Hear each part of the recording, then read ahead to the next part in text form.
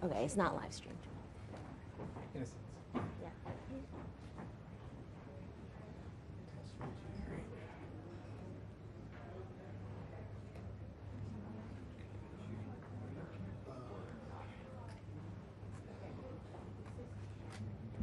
Yes.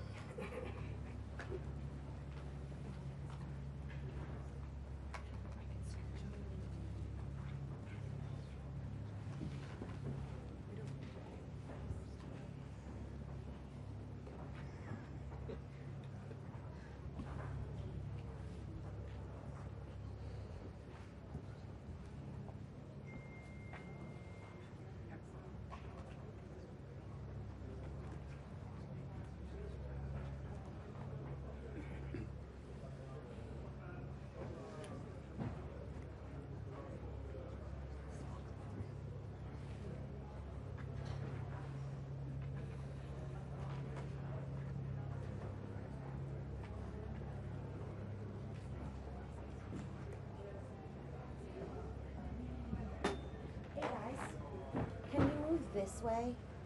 Mm-hmm. Is that enough? Yeah.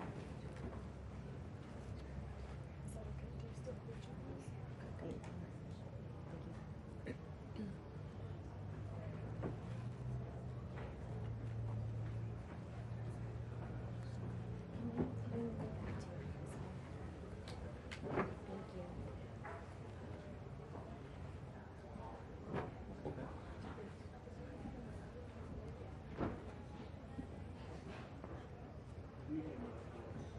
Thank you. Come on. So Julian has. Yeah.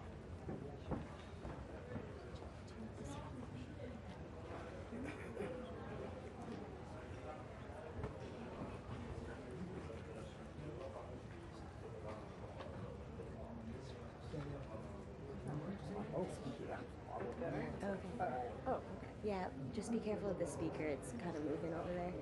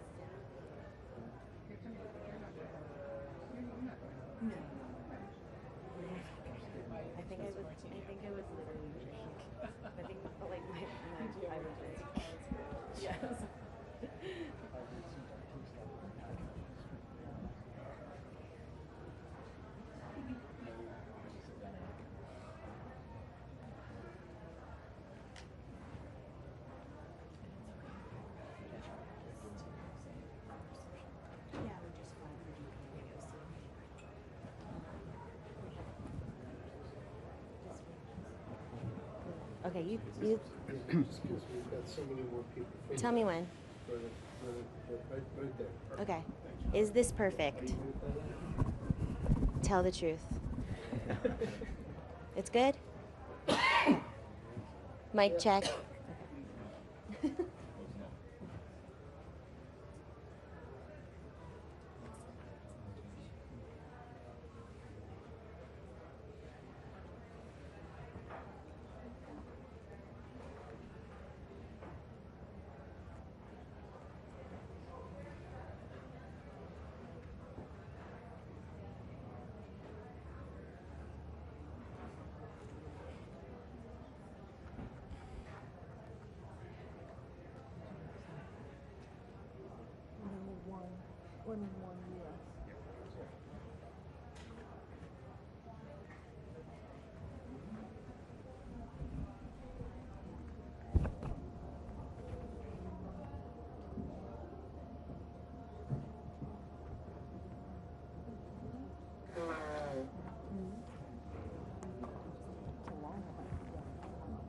Hmm? Yeah. Yes.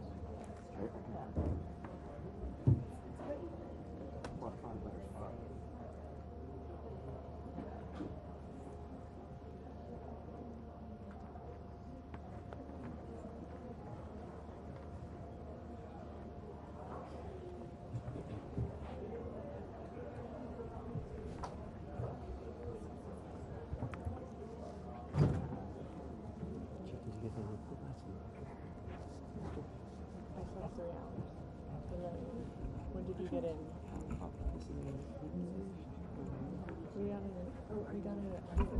I got into my room at 4.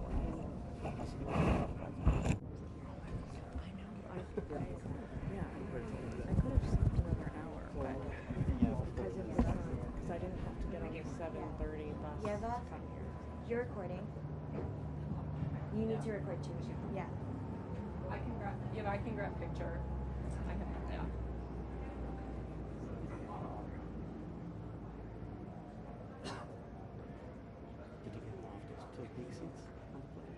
I got Y'all, also when you ask your questions, just please raise your voice so that everyone can hear you.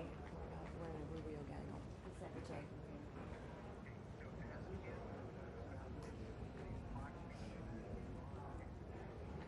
Okay. Oh, yeah.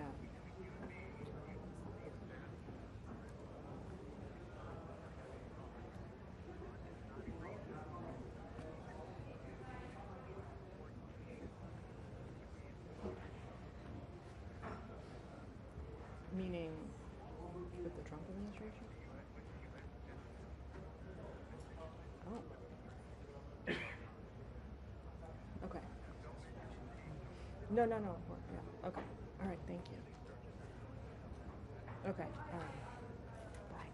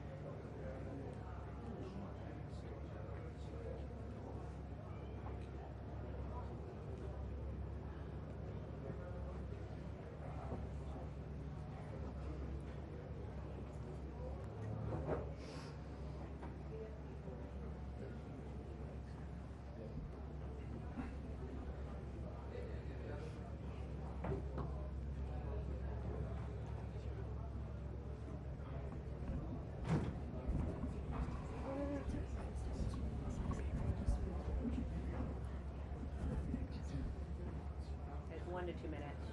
Morning.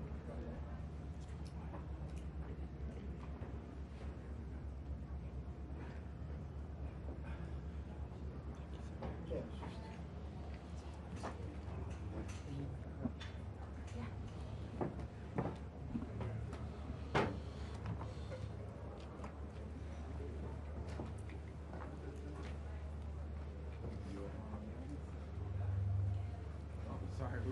There's a monument out here. All right, let's go. I didn't even want to talk to you guys. They told me you have to talk to the press. Like, all right, let's do it. This troop movement was changing and allies acting for clarity. What was your message today? The Well, assurance- no, guys. First of all, the United States has global commitments for our military, so we are constantly reevaluating where we're positioning forces. And since the first day of this administration, the Department of War has been working on that, and that's known to our allies. I think what's happening now is that any decision that's announced or made is viewed through the broader context of some of the the frictions that we've had in recent months. But at the end of the day, I think it's well understood in the alliance that the United States troop presence in Europe is going to be adjusted. That work was already ongoing, and it's been done in coordination with our allies. I'm not saying they're going to be thrilled about it, but they certainly are aware of it. We have obligations in the Indo-Pacific, we have obligations in the Middle East, we have obligations in the Western Hemisphere. So this has been an ongoing process. Shouldn't be a surprise to anybody. Mr. Secretary, Did you discuss the NATO force model today? It didn't come up in directly in our, but again, it ties back to the same conversation, and that is, in a moment of conflict, what can everybody commit? And that decision, I think there's going to be some announcements on it later today in regards, if it hasn't come out already, in the next few days, and it'll be a collective product. I mean, they've been working it through the internal systems of NATO in terms of the force postures of what we would be able to supply along with others. Every country has to constantly reevaluate what their needs are, what their commitments are around the world, and how to properly structure that.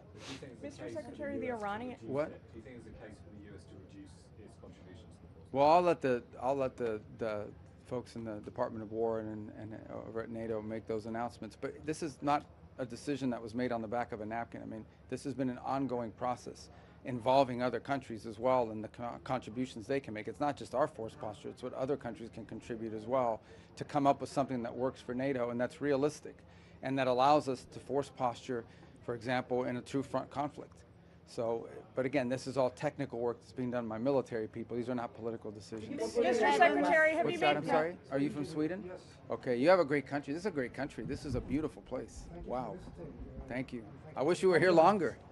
And they keep apologizing to me for the weather. There's nothing wrong with this weather.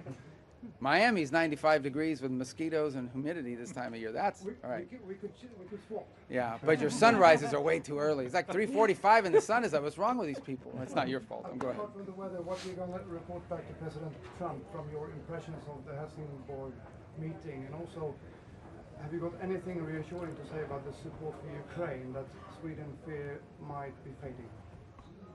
Well, I mean, Ukraine's getting more support than they ever have through the Pearl program that the United States continues to be involved in. There's been no changes made to that program.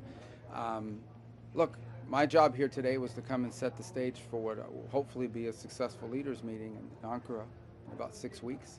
I think we all know what the situation here is. Number one is, like always, and this is not new. I mean, if you go back 30 years, there's never been a time in which there hasn't been a debate in American politics about what our presence and our contribution to NATO should be. And that is always driven by what is the value of NATO to the United States. I understand NATO is valuable to Europe, and it should be. It also has to be valuable to the United States. So we always have to make that argument in every administration, in every era. And that's what we're in the process of doing now, is explaining, this is the value of NATO to the United States. It's related to that is what our force posture is within that alliance, what our contributions are. So obviously, one of the things that I've always used, and I've long been an advocate for NATO in my time in the Senate, and one of the arguments I always made was that these bases in the region provided us logistical options that we wouldn't otherwise have.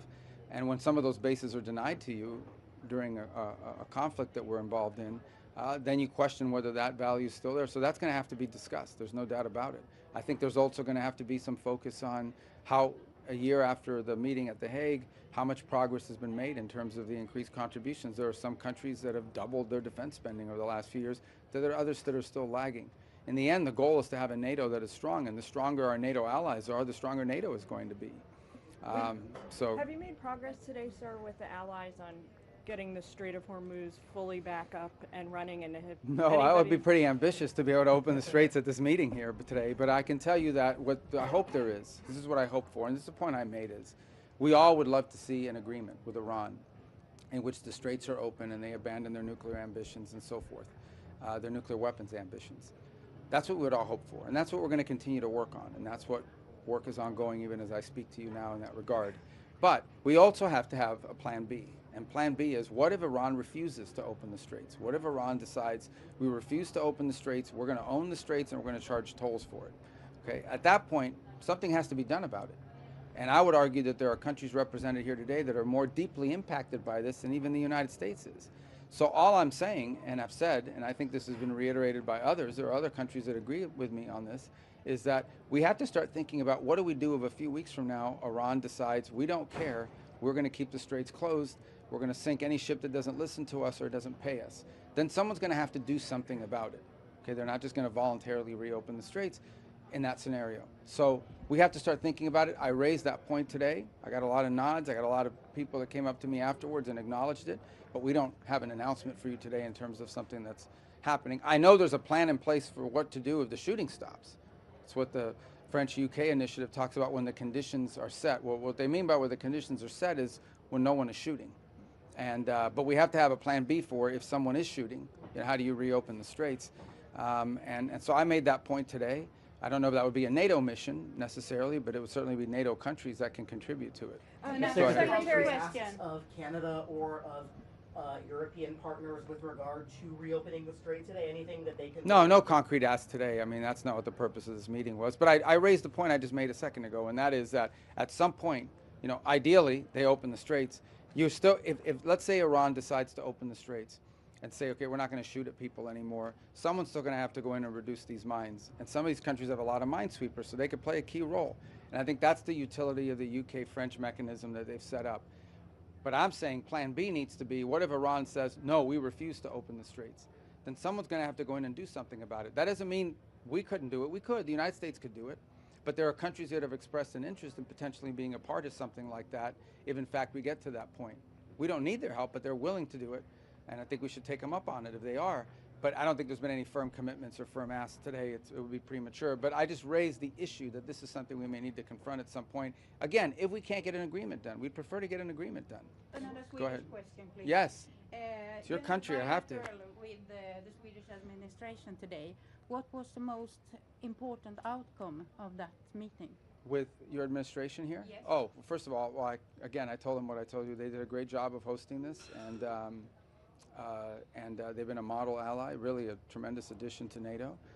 Beyond that, we are cooperating. We have for a long time cooperated on issues of technology and so forth. As an example, Ericsson's a very important company. It's one of the only companies in the world that can compete in 5G and 6G with Huawei, for example. So we have a vested interest in that. We've partnered with Swedish companies for a very long time. Today we signed a memorandum of understanding that further adds to our cooperation on biomedicine, biotechnology, AI, all of these innovative, and we're building on a foundation of years and years, actually decades of cooperation between our two countries. In fact, the first country in Europe that signed on to Pax Silica was Sweden. So we have already sort of a pre-existing relationship when it comes to collaborating on innovation and in technology that just makes it logical to build on. And that's what we worked on today. And that I think is very meaningful, what we signed today, because I just think it's going to give further impetus to what we've already done in the past together. President Trump and President Latching of Taiwan if that happens? And Would I do what now? would you join a call between President Trump and President Latching of Taiwan if that call happens? And can you tell us if preparations are underway for that as the president? Yeah, I don't have any news on that for you today. I don't. Sir, President announced 3.0. Is there a concrete timeline? Because many Europeans are maybe scared that we have less Americans. It's still the most powerful army in the world. So they want to know, how much time do we have for this transition? Well, I don't set those timelines, and I'm not going to give you a timeline today other than to say that it's something that needs to happen, you know, and I think there's a growing acknowledgement. And look, I think that's the challenge, okay, and there's not a criticism, it's the challenge. Even though this is a coalition in terms of NATO and even the EU, it's still a collection of individual states who all have different politics and all have different budgets and all have different political considerations. And understanding some of these countries have done a lot already and are doing, you know, well ahead of schedule, and others not as much, you know, and for a variety of reasons. And so that's always the challenge with this, is that it's at the end, even though it's an alliance, you're dealing with, you know, individual countries who have their own political dynamics at play. And but look, it can't take forever, because ultimately there are decisions we need to make in terms of our own global force posture. Can you talk about the role of Qatar in terms of negotiating an end to the Iran war. There's some reporting today that a Qatari delegation negotiating team is in Tehran coordinating with the U.S. on trying to bring the war to an end. Well, the primary interlocutor on this has been Pakistan, and continues to be, and they've done I think an admirable job, and that's who we continue to work through. Obviously, other countries, have interests because, especially Gulf countries that are, in the middle of all this, may have their own situation going on. We talk to all of them, but I would just say that the primary country we've been working with on all of this is Pakistan, and that remains the case. And it's my understanding he was supposed to go yesterday, but it could be as early as today that Field Marshal Munir could be traveling there very, very soon. And we're in constant communication with him at the highest levels of our government, are constantly talking to him. The president announced that. Do you think that? Do you think that the administration has to respect the 76,000 threshold U.S. troops deployment in Europe, or set by Congress, or do you think you can go below that? Below the 76,000 troops. Are you asking me a legal question, like of our laws, or no? We need to. The United States has global military commitments. We've made commitments to South Korea, to Japan, to other places as well. We're constantly reevaluating the threat matrix in the world. Where could a conflict emerge? Are we properly postured, and so forth? And so this is always the work. Every Department of War, every Pentagon, over every administration has constantly had to reevaluate these things. And so, we'll continue to reevaluate. That's been an ongoing process. It started from the first day of this administration, and throughout it, in coordination with NATO countries. So none of this is surprising, although, obviously I understand why it creates some, nervousness. But I think there's a broad recognition that there are going to be eventually less U.S. troops in Europe than there has historically been, for a variety of reasons. In fact, there was a surge after for example, the movement of troops from Germany that was announced a week ago. The Germans didn't freak out about it because they knew it just took us back to the 2022 numbers, and it was, I think, a reduction of less than 11 or 12% of our total presence there. And understand sometimes when these numbers come out, these aren't just people with guns. These are support staff. I mean, there's all kinds of other things. These aren't just fighters, war fighters necessarily. They're all the support that comes with it.